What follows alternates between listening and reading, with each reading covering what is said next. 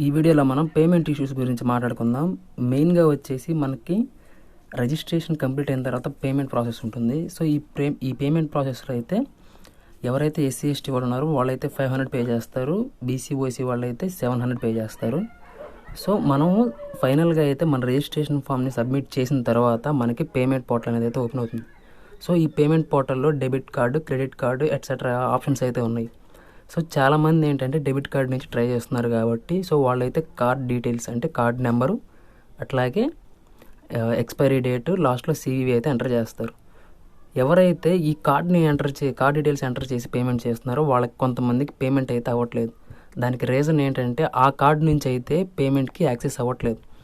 Suppose ఇప్పుడు నా దగ్గర 2 ATMs ఉన్నాయి. నేను ఫస్ట్ చేసింది SBI అయితే దాంట్లో నుంచి పేమెంట్ అవ్వలేదు. రెండోసారి నేను ఇంకో ATM నుంచి చేశాను, అంటే డెబిట్ కార్డ్ నుంచి. అది IDBI బ్యాంక్. దాని నుంచి అయితే నాకు యాక్సెస్ ఉంది. ఫస్ట్ నుంచి కూడా నేను ఆన్లైన్ పేమెంట్స్ అన్ని దాంట్లోనే చేస్తున్నాను. ఇప్పుడు నాకు రీసెంట్గా SBI ఉంది. సో SBIకి ఇంకా ఆన్లైన్ ట్రాన్సాక్షన్స్కి యాక్సెస్ రాలేదు. సో నేను పాత IDBI నుంచి చేశాను కాబట్టి నాకు సక్సెస్ అయిపోయింది.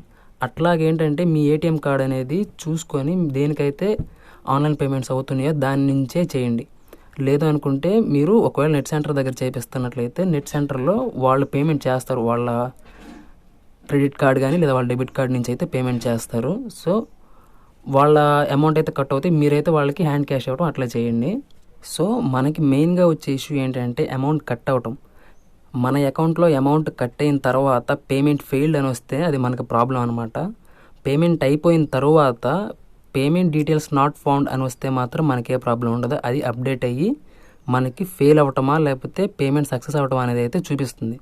సో ఇదైతే గుర్తుపెట్టుకోండి. పేమెంట్ డీటెయిల్స్ నాట్ ఫౌండ్ అని వచ్చిన వాళ్ళు ఎవరు కూడా టెన్షన్ పడమాకండి. మనకు తర్వాత ఫెయిల్ అయితే ఫెయిల్డ్ అని చెప్పి మన అమౌంట్ అయితే మనకి రిటర్న్ అవుతాయి. సక్సెస్ అయితే పేమెంట్ సక్సెస్ అయినట్టయితే మనకి మెసేజ్ అయితే వస్తుంది. ఇప్పుడు మీ పేమెంట్ అయిపోయింది, మీ రిజిస్ట్రేషన్ సబ్మిట్ చేసి మీ పేమెంట్ కూడా అయిపోయింది, మీ అకౌంట్లో అమౌంట్ అయితే కట్ అయినాయి. నెక్స్ట్ మీరు మీ పేమెంట్ స్టేటస్ చెక్ చేసుకోవడానికి ఇక్కడ ఉన్న నో యువర్ పేమెంట్ స్టేటస్లోకి వస్తే మీకు పేమెంట్ డీటెయిల్స్ అనేవి వస్తాయి.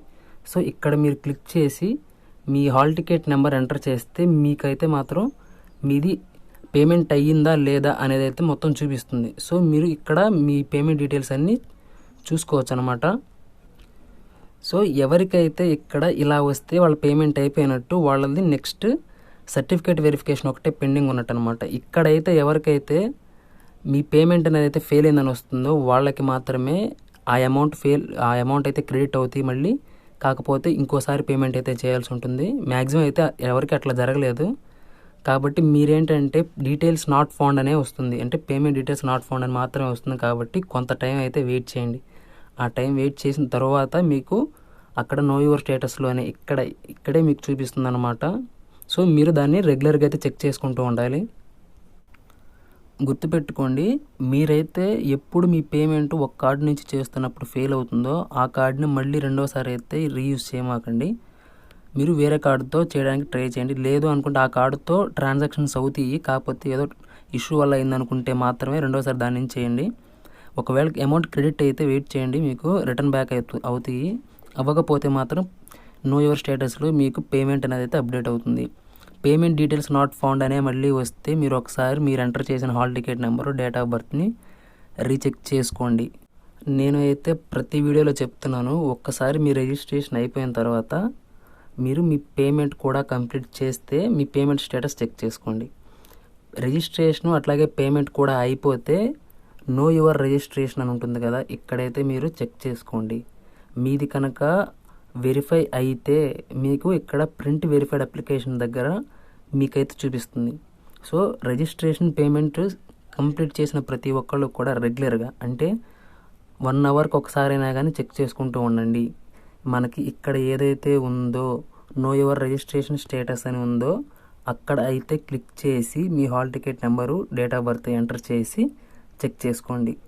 చాలామంది చెక్ చేసుకోకుండా మర్చిపోతున్నారు. ఇట్లా మర్చిపోతే మీకు ప్రాబ్లం అవుతుందన్నమాట. ఒకవేళ మీ సర్టిఫికేట్ అనేది రీఅప్లోడ్ అడిగితే మీకు ఈ టైం అయితే వేస్ట్ అవుతుంది. సో మీరు ఆ టైం అయితే వేస్ట్ చేసుకోకుండా ఒకసారి చెక్ చేసుకుంటే మీరు రీఅప్లోడ్ చేసుకోవడం కూడా ఫాస్ట్గా అయితే అయిపోతుంది అనమాట. వాళ్ళు వెరిఫికేషన్ చేసుకోవడానికి ఈజీగా ఉంటుంది. ఒకవేళ రెండోసారి మీకు వెరిఫికేషన్ లేట్ అయితే దానికి మళ్ళీ మీరే ప్రాబ్లం అయితే ఫేస్ చేయాల్సి ఉంటుంది. కాబట్టి మీరైతే ఎప్పటికప్పుడు రెగ్యులర్గా చెక్ చేసుకుంటూ ఉండండి. నెక్స్ట్ వీడియోలో వచ్చేసి మనం స్పెషల్ కేటగిరీ వాళ్ళు ఫిజికల్ వెరిఫికేషన్ కోసం గురించి అయితే మాట్లాడుకుందాం.